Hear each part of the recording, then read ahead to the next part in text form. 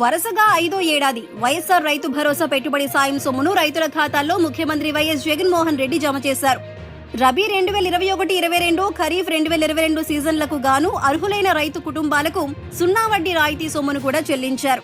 ఈ 2 పథకాలకు అర్హత పొందిన రైతు కుటుంబాల ఖాతాలకు సాయాన్ని సీఎం జగన్ తాడేపల్లిలోని క్యాంపు కార్యాలయం నుంచి బటన్ నొక్కి జమ చేశారు. ఈ సందర్భంగా సీఎం జగన్ మాట్లాడుతూ, రైతు బాగుంటేనే రాష్ట్రం బాగుంటుంది. వరుసగా 5వ ఏడాది రైతు భరోసా అందిస్తున్నాం. మొత్తం 53.58 లక్షల మంది రైతన్నుల ఖాతాలో 1078.36 కోట్లు జమ అయింది.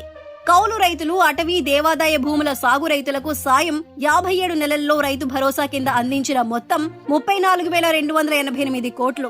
మేనిఫెస్టోలో చెప్పిన దానికన్నా ఒక్కో రైతన్నకు అదనంగా 17,500 రూపాయలు ఇస్తున్నాం. మన ప్రభుత్వం వేసిన ప్రతి అడుగు కూడా రైతులు, రైతు కూలీలు బాగుండాలని వేశాం. క్రమం తప్పకుండా వైఎస్ఆర్ రైతు భరోసా కింద సహాయాన్ని అందించాం. పెట్టుబడి సహాయంగా రైతన్నకు దన్నుగా ఇది అందించాం. రాష్ట్రంలో దాదాపు 50% లోపు రైతన్నలకున్న భూమి అర హెక్టారు లోపలే. హెక్టారు లోపల ఉన్న రైతులు 70% మంది ఉన్నారు. ఈ పెట్టుబడి సహాయం వారికి ఎంతో మేలు చేసింది. 100% రైతులకు 80% ఖర్చు రైతు భరోసా కింద కవర్ అయింది అని సీఎం జగన్ తెలియజేశారు.